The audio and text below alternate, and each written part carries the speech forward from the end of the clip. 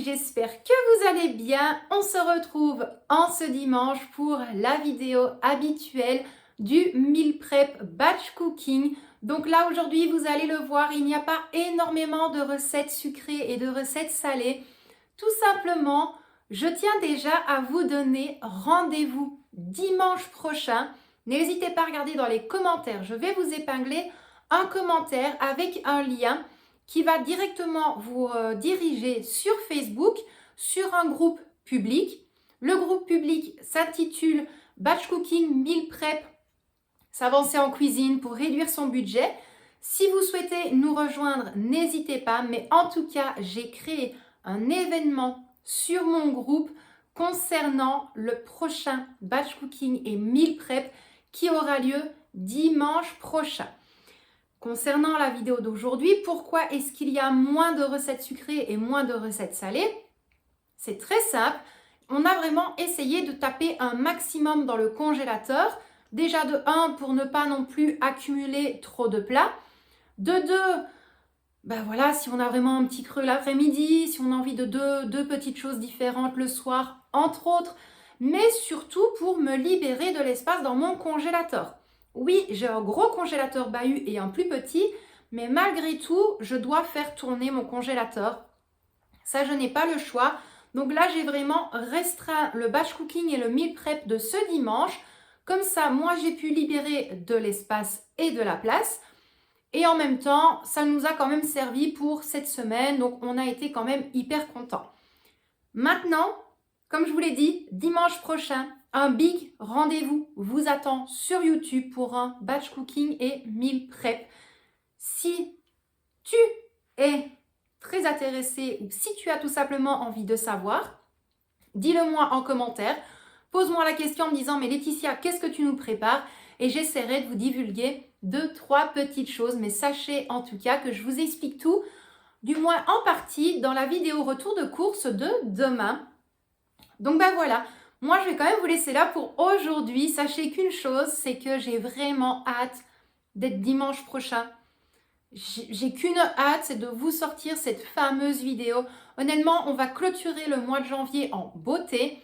Et également, je vais vous préparer une vidéo pour vous donner mon ressenti de ce mois de janvier concernant mon budget alimentation, concernant ma charge mentale, concernant la charge physique, concernant la charge au quotidien, de savoir finalement si oui ou non le batch cooking et le meal prep m'intéressent fortement dans les mois à venir, ou alors si je trouve que finalement je ne m'y retrouve pas, j'oublie certaines choses dans le congélateur. Enfin voilà, je compte vraiment vous faire une vidéo qui va tout englober pour tout vous expliquer, vous donner mon ressenti, peut-être vous donner des idées et l'envie de vous lancer. Mais en tout cas, sachez une chose, je vous explique pas mal de choses dans la vidéo de demain. Donc soyez au rendez-vous demain. De toute façon, le retour de course sortira le soir. Mais oui, on fera de toute façon un point tous et toutes ensemble. Donc j'espère vraiment que ça vous intéresse comme vidéo aussi. Et puis moi, je ne vais pas vous retenir plus longtemps que ça parce qu'il y a quand même une longue vidéo qui vous attend juste après. Donc moi, je vous dis déjà un immense merci à vous d'avoir regardé cette vidéo. J'espère qu'elle vous a plu ou qu'elle vous plaira. Vous le savez, je ne vous reprends pas en face caméra. Donc je vous dis tout en début dans l'intro.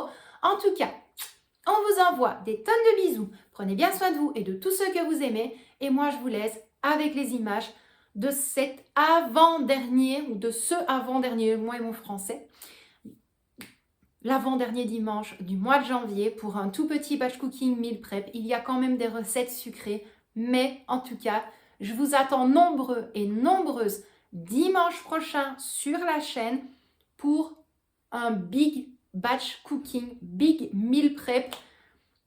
J'espère vraiment que vous allez être là et en tout cas, merci pour tout et surtout pour votre soutien, votre enthousiasme concernant les vidéos de meal prep et batch cooking. Franchement, je vous dis un immense merci. Donc moi, je vais arrêter de blablater et je vous laisse avec les images.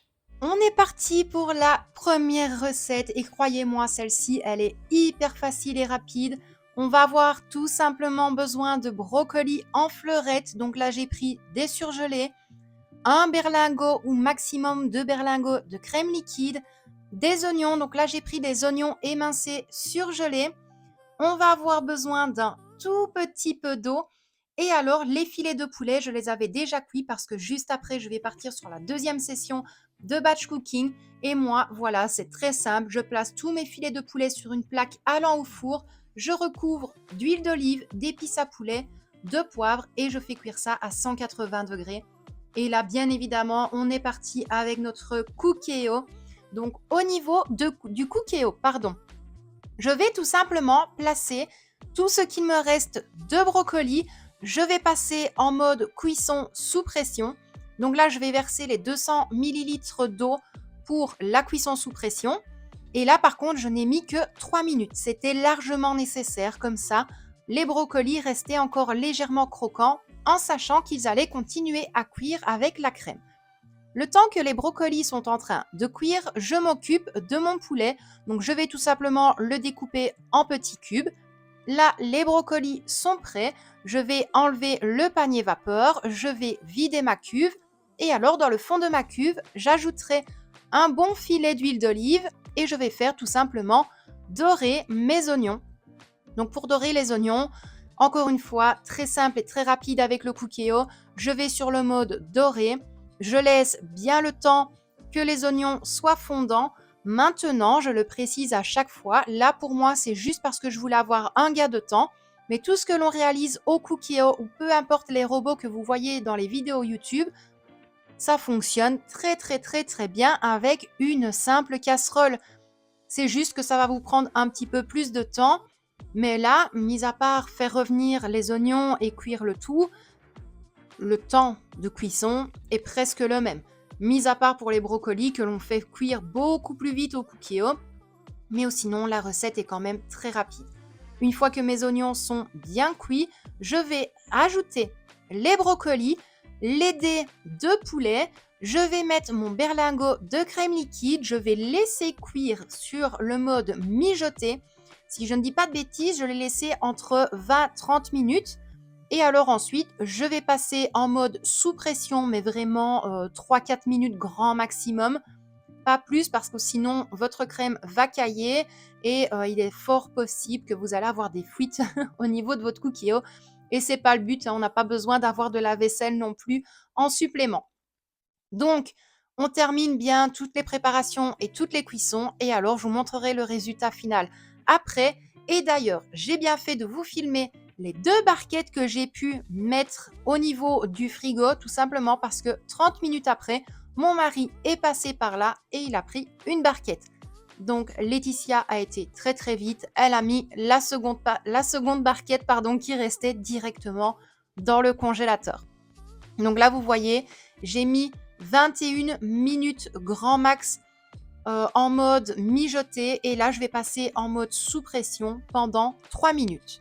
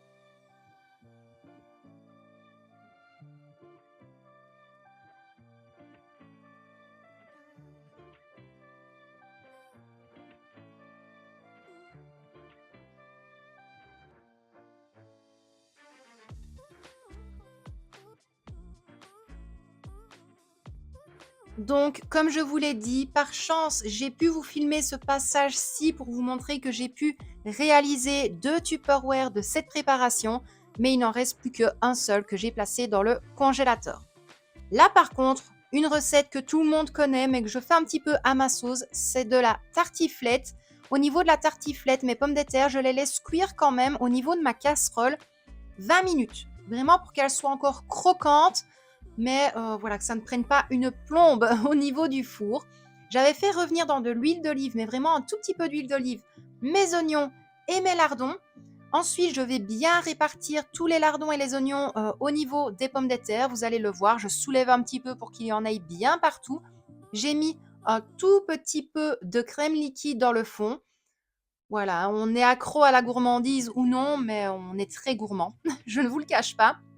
Et alors, étant donné la très grosse quantité que j'ai au niveau de mon plat, là, j'avais pris 2 fromages à tartiflette. C'est parti au four. Et alors, je ne vous le dis pas, l'odeur ici à la maison, moi j'adore de toute façon l'odeur du fromage. Mais voilà la très grosse part de tartiflette. Je vous le cache pas qu'on a 5 Tupperware au niveau du congélateur. Là, par contre, on part sur une troisième recette et c'est la recette de ma pâte à pizza.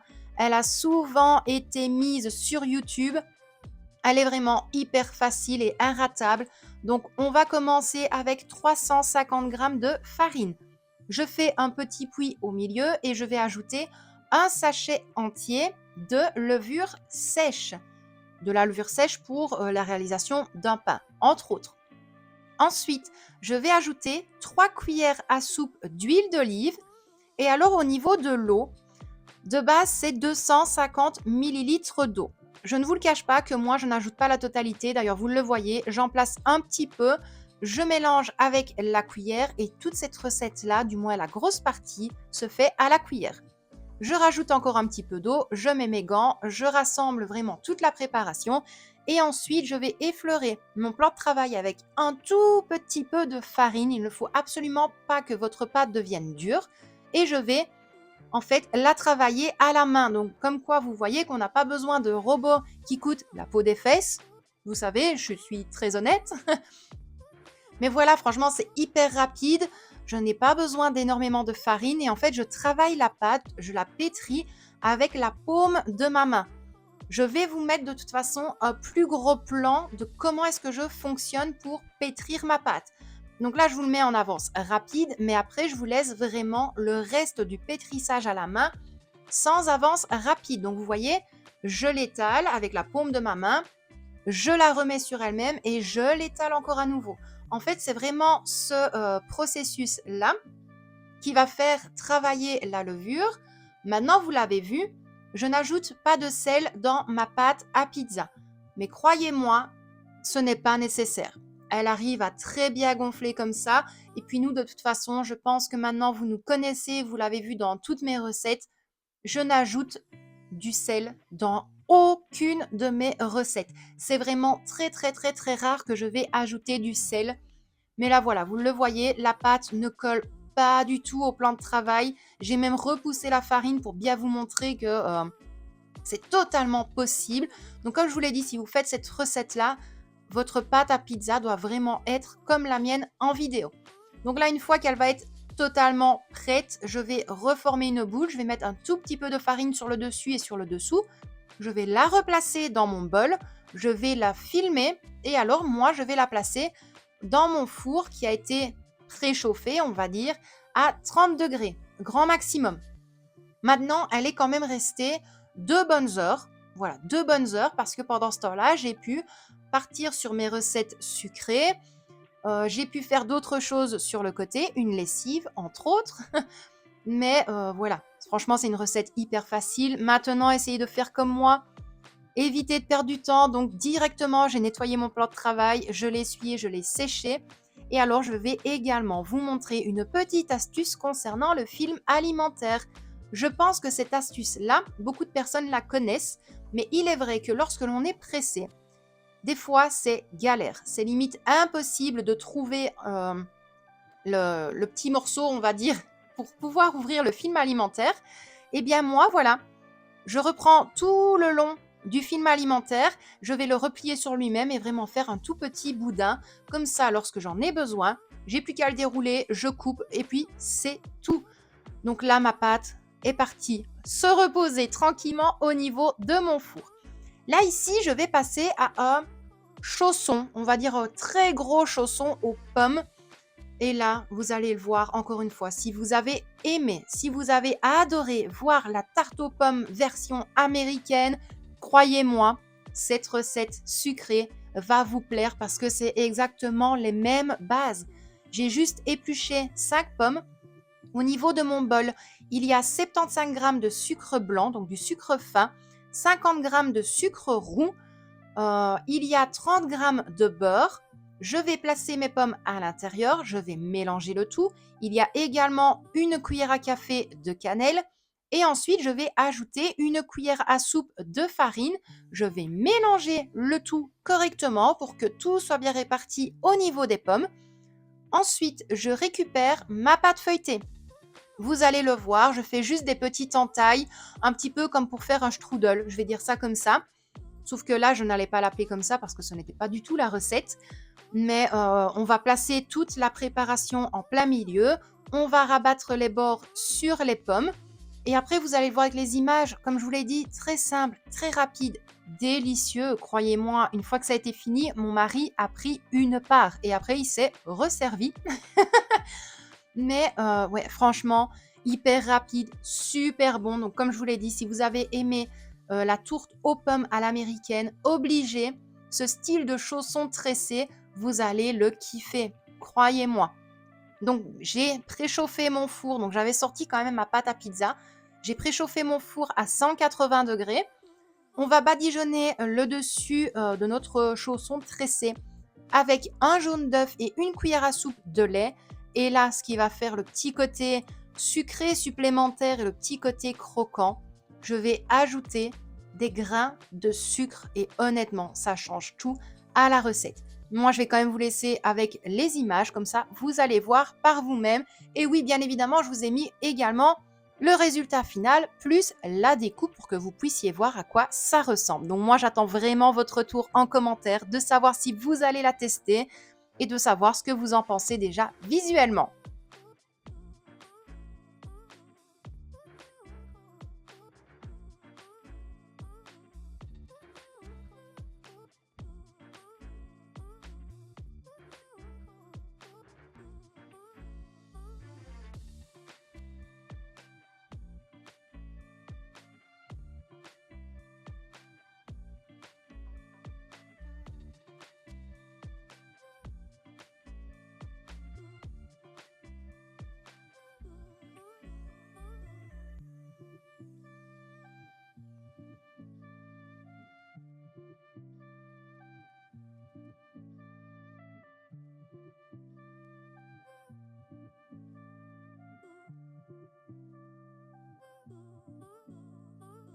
Seconde recette sucrée. Donc, dans mon premier bol, j'ai fait fondre 200 grammes de chocolat noir avec 125 grammes de beurre. Dans mon second bol, il y a 4 jaunes d'œufs avec 200 grammes de sucre blanc. Il va nous falloir 100 grammes de farine et bien évidemment les blancs que l'on va monter en neige. Donc, dans un premier temps, je vais mélanger les jaunes d'œufs avec le sucre. Il faut juste qu'ils blanchissent légèrement. Mais voilà, on ne se casse pas la tête. Encore une fois, je fais tout à la main. Ensuite, les jaunes d'œufs avec le sucre, je vais les transvaser dans mon premier bol où il y a le chocolat fondu avec le beurre. Pareil, là après, on prend le fouet et on mélange le tout. Une fois que les œufs sucrés sont bien mélangés avec le chocolat au beurre, on va ajouter la farine. Pareil, on va bien fouetter le tout. D'ailleurs, je vais vous montrer comment est-ce que je fonctionne avec mon fouet. Étant donné qu'il se laisse quand même manipuler, je vais dire ça comme ça, très facilement. Ben voilà, la préparation est un petit peu dure, donc j'appuie sur le milieu de mon fouet et en fait, ça me fait un fouet plat. Je vais dire ça comme ça. Donc voilà, je vous le montre et quand je le relâche, ça refait un fouet totalement normal. Mais cette astuce-là me sert énormément. Donc là, les 4 blancs d'œufs en neige sont bien montés. Je prends juste une toute petite quantité pour, on va dire, détendre la préparation au chocolat. Et alors, je vais placer tout le reste des blancs en neige et je vais soulever toute la préparation. Attention que cette recette-là, ce n'est pas que du gâteau au chocolat, pas du tout. J'ai voulu faire un style de marbré, mais avec 2 recettes différentes. Parce que le marbré, on le sait tous, c'est une pâte basique à la vanille que l'on va ajouter un petit peu de poudre de cacao. Voilà. Je pense que beaucoup savent comment, comment se réalise une pâte pour marbrer. Donc là, ici, la préparation, en fait, c'est vraiment la préparation d'un gâteau au chocolat. Donc si vous souhaitez un gâteau au chocolat, vous faites cette base-là, vous le placez 20 à 25 minutes dans un four préchauffé à 180 degrés et vous avez un gâteau au chocolat basique. Ensuite, je pars sur une deuxième préparation. Là, vous allez le voir. Quand je vous dis que c'est no prise de tête, je suis partie sur un 4 quarts. Donc, dans mon bol, j'ai 250 g de farine, 250 g de sucre, j'ai 4 œufs entiers et j'ai fait fondre 250 g de beurre. Vous le voyez, j'ai tout mis à l'intérieur. Maintenant, il faut un petit peu de force dans les bras, mais j'ai totalement tout fouetté et je vais vous montrer, je n'ai absolument aucun grumeau.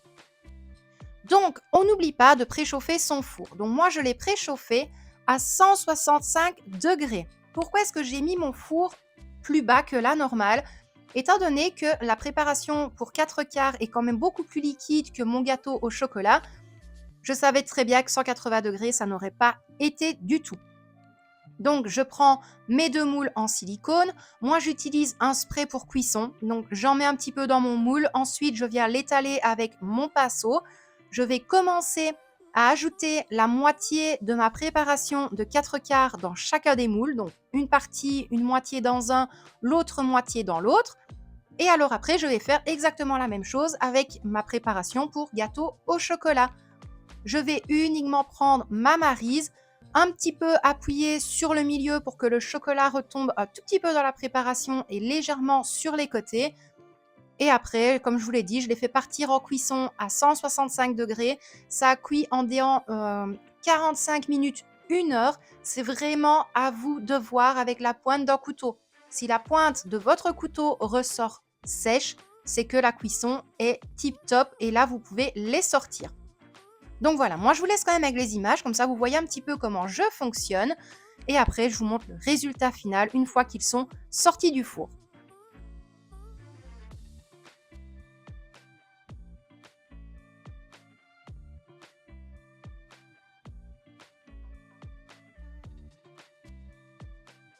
Voilà ce que ça donne une fois sorti du four. Honnêtement, ça sentait tellement bon. De toute façon, je vais quand même vous montrer un passage que je n'ai pas du tout voulu, voulu effacer. J'ai hésité. J'ai hésité parce que je me suis dit, mince, si jamais ça ne fonctionne pas, mais je sais qu'avec le spray de cuisson, ça fonctionne très très bien. Et au final, je vous ai laissé le démoulage et vous le voyez, ça s'est hyper bien démoulé. Donc, vous le savez, à mon habitude, je vais découper un morceau pour vous montrer l'intérieur et regardez-moi ça. On a vraiment le dessus de gâteau au chocolat, le dessous avec la pâte 4 quarts et c'était juste super bon. Et si je peux vous donner un avis supplémentaire, Victoria m'a regardé, elle m'a fait c'est super bon. Donc voilà, la vérité sort de la bouche des enfants. Donc là, on va s'attaquer quand même à la pizza. Vous le voyez, la pâte a super bien gonflé. J'ajoute juste légèrement de la farine sur le dessus pour que je puisse la retravailler un tout petit peu. Je vais la repétrir 1 ou 2 minutes. Et alors, je vous ai quand même évité 2-3 petits passages. Je vais former un boudin. Je vais la séparer en 3 pâtons, on va dire ça comme ça, pour que je puisse réaliser 3 petites pizzas. D'habitude, j'utilise la pâte entière. Comme ça, on a une pâte à pizza bien aérée, avec une très grosse croûte. Mais là, on s'était dit, pour une fois, on n'avait pas envie d'avoir vraiment une très grosse pizza. Donc, j'ai fait 3 petites. Je vais l'étaler sur mon papier de cuisson. Encore une fois, cette fois-ci, tout à la main. Je ne prends pas mon rouleau à pâtisserie. No prise de tête, encore une fois, ne l'oubliez jamais. Donc, au niveau de mes pâtes, je vais ajouter du coulis de tomates. Je vais tout simplement l'étaler avec ma cuillère à soupe. Au niveau des épices, sur le coulis de tomate, je vais ajouter du basilic, je vais ajouter du romarin et je vais ajouter du thym. Rien de plus, rien de moins. Et alors, concernant la garniture, j'ai ajouté du fromage italien, pas du tout, de la charcuterie italienne. Donc, il y avait du parme, de la coppa et du chorizo. Donc là, je vous le montre bien évidemment avant la cuisson. J'ai juste rajouté un petit filet d'huile d'olive sur le dessus parce que je n'avais plus du tout de fromage râpé, je n'avais pas de boule de mozzarella, donc j'ai fait comme je pouvais. Et voilà le résultat final une fois sorti du four. Honnêtement, ça sentait super bon. Et ça va nous servir pour le lendemain. Donc moi, j'espère malgré tout que cette vidéo vous a plu. N'hésitez pas à tout me dire en commentaire. En tout cas, un immense merci à vous d'avoir regardé cette vidéo. Et quant à moi, je vous dis à très bientôt dans une prochaine.